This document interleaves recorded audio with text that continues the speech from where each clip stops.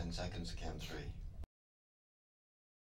Hi, this is Paula Gloria, and this show is called Farther Down the Rabbit Hole because we like to go into topics more deeply.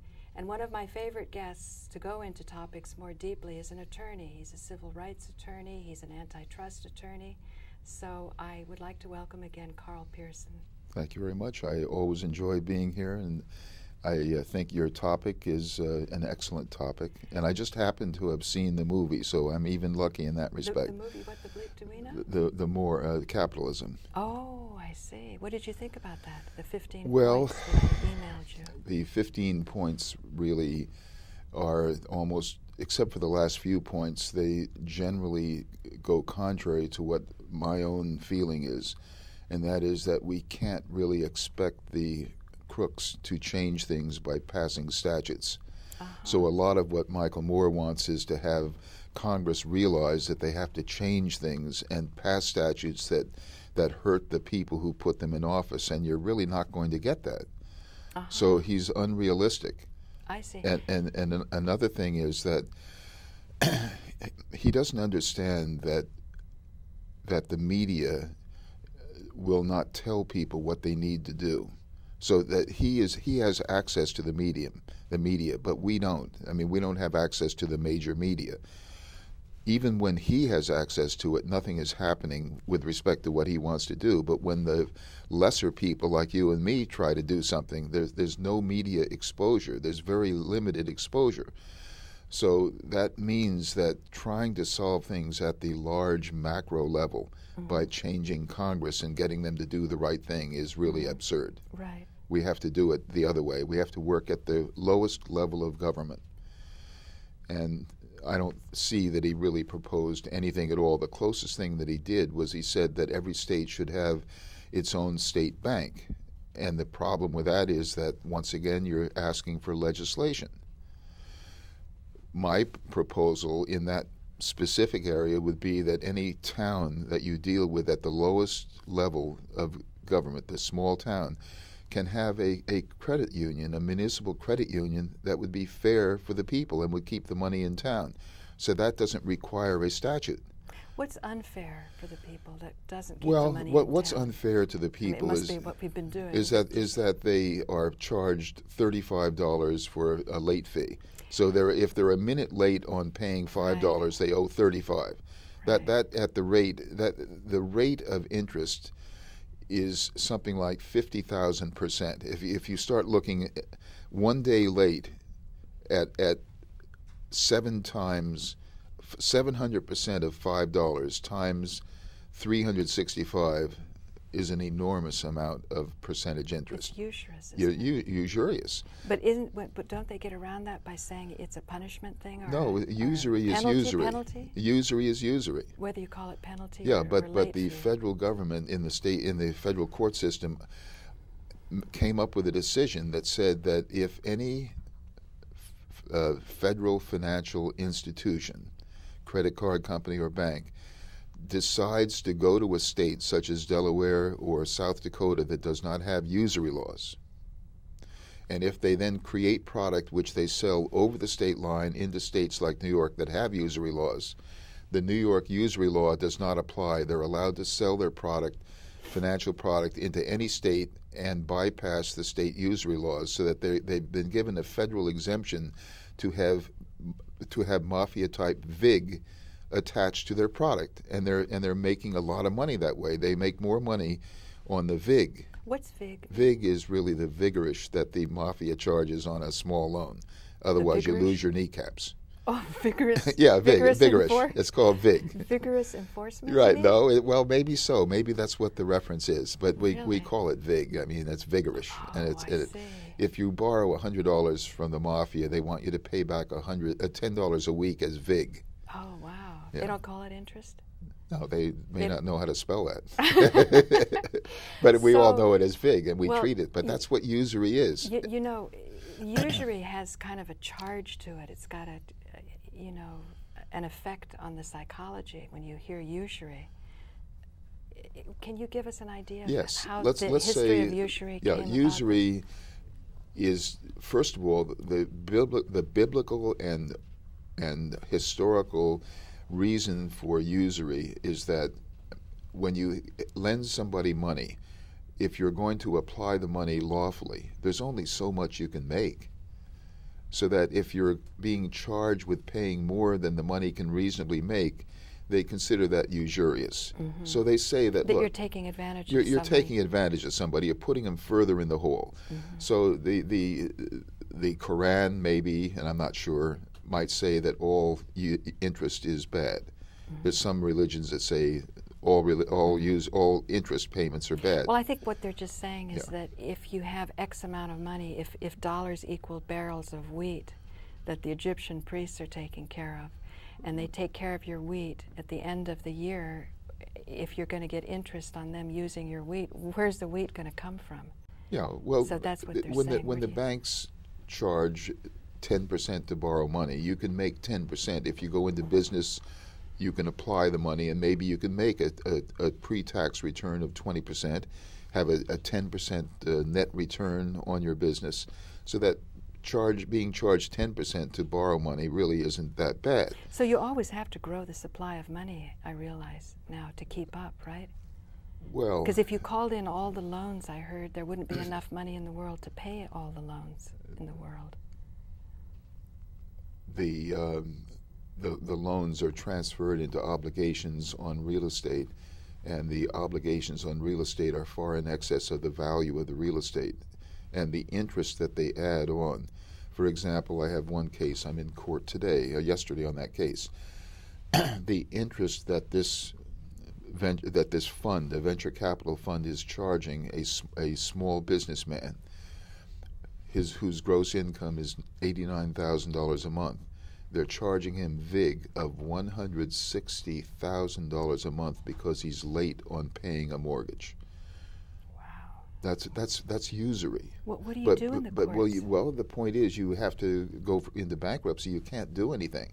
We ought to have a town attorney general who will help the people in town avoid being caught by things like that, and let the town pay for the cost of preserving the businesses in the town. So what I'm hearing you say is that having had firsthand experience in the bankruptcy courts, you were saddened by Michael Moore not really even addressing the realities? He's not I suppose he hasn't been in business other than the business of making films, which of course is a business, but having to go out there and manufacture automobiles or run a candy store or something like that, he probably hasn't had business like that. And you have cost, you have an overhead, you have employees, you have payroll taxes, you have all sorts of expenses.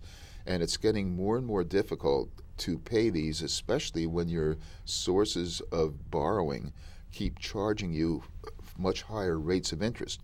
The only way that a small business person can raise money today, basically, is to use credit cards.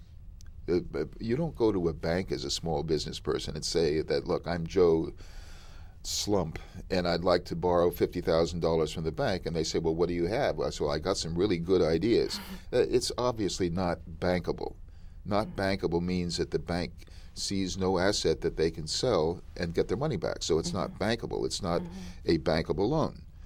So instead, you go to credit cards, which instead of being a bankable loan and paying 8% interest or 5%, like GM was often paying only 5% on a loan, 5%. That's all they paid as a bankable deal. They had assets that you could secure a loan with. But they were borrowing based on the earnings of future capital. Well, that was bankable.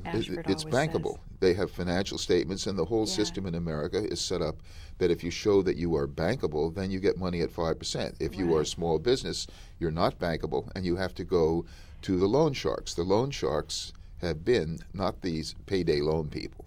That's just an aberration. That's something different. They go to the credit card companies, and the credit card companies were proliferating in the distribution of credit cards. Anyone that wanted a credit card could get it, and you often would have $100,000 or $200,000 worth of credit, or maybe 20 different cards. Now, if you're late on a payment, you suddenly have to pay VIG of about 40,000%. 40,000%? One day, look, if you pay $39, round it off, you pay, say, $100 of late payment fee on one day late of $10. So that's 10 times 1 day. On 365 days a year, that's 36,500. That's unbelievable. Okay, so but it's really almost a third of that. So but in any event, it's a very large sum that they're getting, and they get this every day on the late fees. So they're making billions of dollars on late fees, and they're not making any money at all on lending money. You know, Coley had this experience, Coley Clark, where somebody messed with her credit card, and they straightened it out, and they said, no, you didn't make these charges, but they kept the late fees on.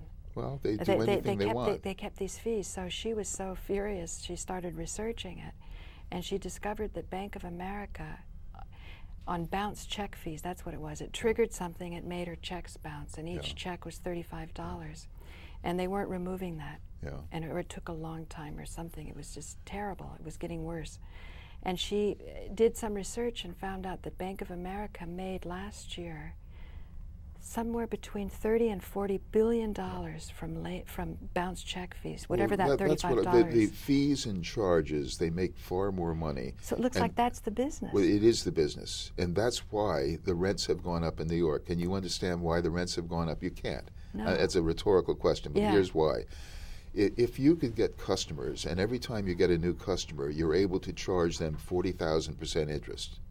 It's just mind-boggling. Well, this is what they that. do. They go out and get every single available store space that you find that was otherwise occupied by a low-earning And it's restaurant, a bank now. and they put them out of business. They agree to pay twice as much rent because they're getting VIG of billions of dollars. They open up a storefront on every block. You know that's so interesting, Yeah. Carl, because I lived on the island of Cyprus for 4 years. We were trying to build an eco-village. When I made money from cellular telephone, I wanted to do a nice social contribution. And so we got this land, and it had a nice climate and many sunny days. So we were thinking even to desalinate the seawater. So, there I was, my dream. I'm working with people, I'm giving conferences, they're coming in from Wales, we had architects from Arizona. But I missed my home, I missed America. And what I noticed was, I got, well, what is making me homesick? And I realized what it was is when you would go into the downtown areas of these newly built up towns that were little villages before the tourists came, was you had an inordinate number of banks. And being a woman who likes to go shopping and look at pretty things, clothes and handbags and some of the cultures, the craft of the local area, it just wasn't there. It was banks. And I thought in my mind, this must be a symptom of an unhealthy country, because, they were invaded in '74, when Kissinger was around. And here's what happens. And now I'm seeing banks in New York. Here's what happens. The banks lend money to a small business. Let's say that there was collateral, and then they charge so much interest that the business cannot stay in business. Then they have to give up the storefront. Now the bank has another storefront that they can go into. Yes, I often thought that maybe instead of saying for lease, they just decide to make it look. I even thought maybe they're investing in real estate and they're just sort of keeping a key place there. Have you ever seen? Because you don't even need banks. Have you can ever do it seen online. a bank storefront that has any person in it at all? Aren't they No. always empty? No. Imagine it's keeping about 10% of the retail stock empty. There's no customers. Right. But if they get one customer, it pays for that store for the whole month. Wow. I mean, Yeah. the VIG is so terrible in the banking industry that they've ruined America. But there's more than just one type of VIG. I've identified, and I have a website, or I have a video on it. There's different types of VIGs, and they all come from monopolistic positions. Monopolies are allowed to charge VIG because that's what a monopoly is. It charges more than it would in a competitive market. And they're allowed to, unless it's an illegal monopoly. They're allowed to because nobody else can do it except them? That's Only why they're because allowed they have to be a monopoly. If you have a monopoly on... But I thought then you have to regulate it. No. I thought like when AT&T had the whole That isn't enchilada. true. That's a regulated monopoly. But if a person comes up with a brand new concept for a watch that fits on top of your head and you can see the watch through your eyes. I'm just making up something right now. But they would be the only one. They'd have a patent on that. They'd have a lawful monopoly. And if they built that for $10 and decided to sell it for $10,000 per unit, is that lawful or not? I guess it is. It's lawful. Yeah, I mean, I know chemotherapy is about like that. Okay, you know, well, it costs nothing that's to why make. drugs are so expensive, because they're Yeah. allowed to charge anything. So if you find a life-giving drug, and you then say that I'm willing to, we've developed a life-giving drug, but we're not going to let you use it, even though you need it, unless you pay us $10,000 a year. They're allowed to do that. Wow. Okay, so that monopolies are one form of VIG. Gambling is another form of VIG, because we license a casino to be in a specific spot. There's no competition at all, and they charge VIG all over the place. They take the income from people through gambling. They take it through monopolies.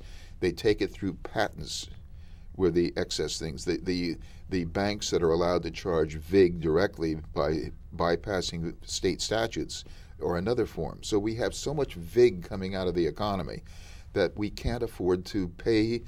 We can't afford to live any longer, because all we're doing is paying VIG, and the economy necessarily collapses because we can't run a business if all we're doing is paying VIG. And that was the idea of usury laws. Yes, it was to stop that. So that you could have a but, real But economy. the idea of congressmen is, how can we bypass the traditional anti-VIG laws by giving special favored statutes? Anti-VIG laws? They don't call them anti-VIG laws. What do they call them? I don't know. I make it up as I go along. Oh my gosh. But the VIG, the usury, was designed to stop suffocating people in their endeavors to try to allow people enough room to live and work and do it prosperously. So Congress, on the other hand, got the idea from the people who pay their way that we've got to stop that nonsense of letting people be treated like human beings. We can't allow that anymore. We've got to have more VIG. We are a 24-hour operation when we run a big corporation. We don't eat or sleep or breathe or have clothing or food or anything like that. All we do is make VIG, and we have to find more VIG. Otherwise, our shareholders, who are going to be very dissatisfied that we're not making more VIG. Right. So they pay Congress people to pass statutes that allow them more VIG. That's all that Congress is. It's a VIG institution. It wasn't set up that way. It wasn't, but it was co-opted by the rich. But you never know how it was set up. You know, I had the great opportunity to interview Eustace Mullins, and Alan interviewed him also. And he wrote the book, The Secrets of the Federal Reserve, when he was visiting Ezra Pound when he was a political prisoner. Yeah. And it took him a year to do that book, and he went through 5,000 tomes. He learned how to speed read and use the indexes, because when Ezra Pound asked him to go to the Library of Congress and find out about the Federal Reserve, there was no book on it. Was this before, he had to write the book. Was this before or after Grider's book, The Secrets of the Temple? This was before. Before that. That was a play. Yeah. They're all plagiarists. Yeah. After his. I read Grider's book. It's this thick. Yeah. And it is fantastic. And I read the whole thing, like 1,000 pages in a paperback. Yeah. Very good book. And And yet nothing happens. I specifically asked him that on the interview because I was presented the opportunity to read that book by a professor who threatened to fail me if I didn't. Well, I wrote a perfectly good paper, but he said, Paula, you have a first-class mind, and you can do better. And then he gave me a list of books to read, and that was the one he wanted me to read, but that was the least one I wanted to read. I said, why would I want to read about banking? Yeah. And Eustace Mullins himself wasn't interested in banking when he met Ezra Pound. And everyone said, well, why did Ezra move from poetry over into banking? But it turns out his father, I think he was born in Haley, Idaho, was the director of the Mint. And he had a congressman uncle who retired poor and was working on banking reform laws. Yeah. So he had that background of realizing where the source of the problem is. You know where our reform comes in? Is not using their banking facilities, but using a credit union that's local, which keeps the money. It does not have VIG as part of its operation. And if they have enough people in town supporting it by dealing with it, you don't need the banks that charge VIG. I wish we could raise Ezra Pound from the dead, because he had other things going. One was something called social credit. So I'm even wondering if you're on the same wavelength with him. I'm never into this borrowing or into the barter things. That's more of a barter system. Do you think it was? Yeah. He had some idea going with social credit. I have to learn more about it, because it seems as though it's a suppressed body of knowledge. The only one who's sort of made his way up to 2009 here is Henry George. But apparently he had peers. Maybe they weren't as great as he was, but there was a pool and a body of thinkers on this topic. And one that Ezra Pound was pushing for had to do with, in good times, the government would give back to you.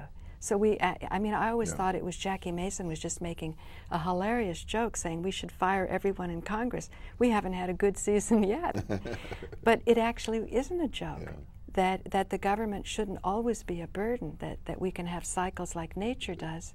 Michael Moore makes the mistake in thinking that by publicizing this in his own way that we're going to have a massive reaction and that we're going to throw these rascals out and we're going to get new people in that are not going to be rascals.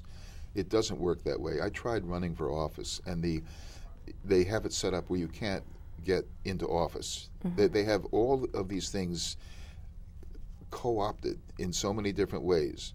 We have Bloomberg buying the Business Week, for example. We have Murdoch buying the Wall Street Journal. I mean, there's concentration. It started back then when Disney bought ABC and GE bought NBC. Well, my friend Marcus Dalton, who's pretty much an expert in telecommunications, said that they did some study from Berkeley in the 70s or 80s.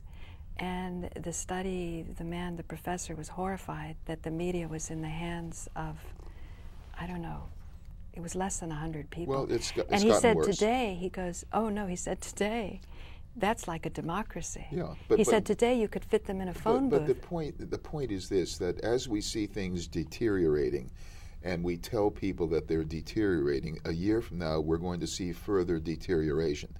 So that if we do what everyone wants to do, which is pull out a list like Michael Moore has, right here, a list of 15 points right here, it's not going to work. Oh, you got the points Yes. out there? Do you want? Can I read them off, and you can maybe talk about Sure. how your workaround solution? 5 things we demand the President and Congress to do immediately. Before I go into this, let me say quickly, the show that YouTube pulled down that spooked me and got me off my Paula Gloria account for 6 months was a show done with you and Posar? no, not Posar. It was you and Hurricane Ike with dreadlocks, and Joe Friendly on. I made a flashy title. I said, Joe Friendly and Carl Pearson want dope to be legal. Hurricane Ike agrees. And I thought this show is going to be so fabulous because the material was so great. You were a host for me.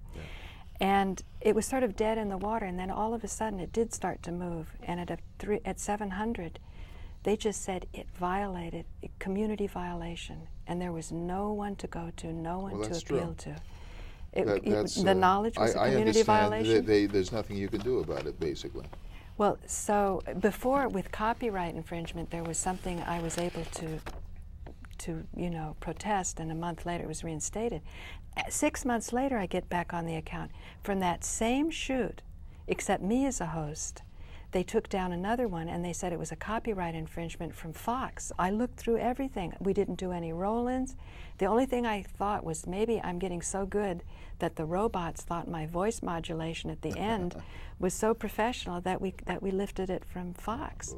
But the material was fabulous. You were talking again about your workaround solutions. So I thought, well, what if there was somebody, if a monopoly does have an agency that's controlling the real knowledge coming to people so that they could then take real action and make real changes. What was it with that first one with dope to be legal? And the only thing I could think of is that you said Obama now has the presidential power to pass a statute to make marijuana legal for health purposes. He does, and he's doing it. So but you're saying, Michael Moore, with statutes, it can't be done with Congress. Here is what I've devoted myself to. I could identify what statutes and constitutional changes are needed, in my opinion, to make society better. And if I did that and I spent my life writing a book and explaining everything that needed to be done, it'd be a total waste because it would never happen. It'd never happen. It would never happen. Right. So instead, I've gone the other way. I only work on things that we can do, that an individual can do.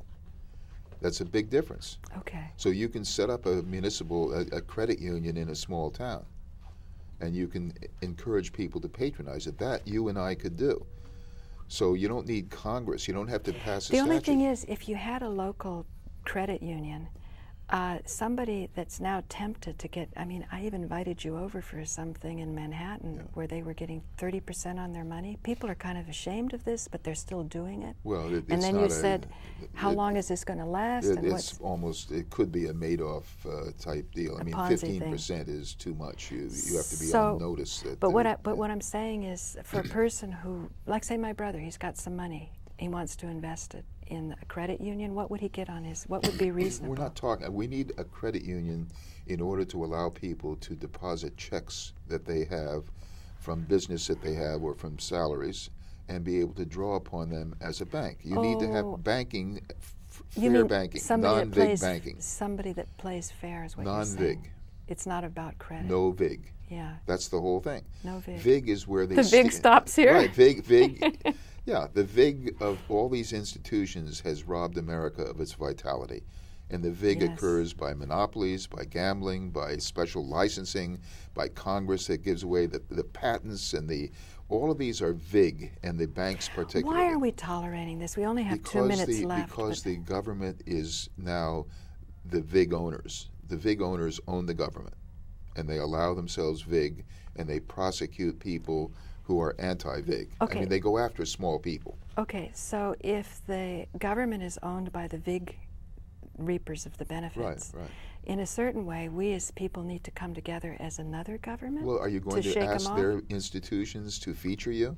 Do you want to go to the major media and let them expose what they're doing? Do you think they're going to? No, they're not. So you can start in a small town and reach every person in a small town. Just like we're starting with small media. You can start with one town. One town can unvig itself. Oh, really? You can de-vig, detoxify. So where do we go to learn about that? Any town, if we can have your website to learn about this is... I have lawmall.com, and the first option that relates to politics, it's probably the second option on the left, and at the very top of that page there will be a website called electionissues.com or something. And so like that. New York is too hard because we can't really reach people? No, you have to start in a small town in any state. You have to have a town of maybe 7,000 or 10,000. You and I knocking on doors can reach every single person within 3 weeks. Great. Well, there you have it, ladies and gentlemen. We've just had Carl Pearson explain to us how to do something more than Michael Moore has told us in his movie. So thank you for joining me farther down the rabbit hole. This is Paula Gloria. I didn't get a chance to go over all these points. But these points are meaningless anyway. Oh, really? So what do you think? He's just sort of about...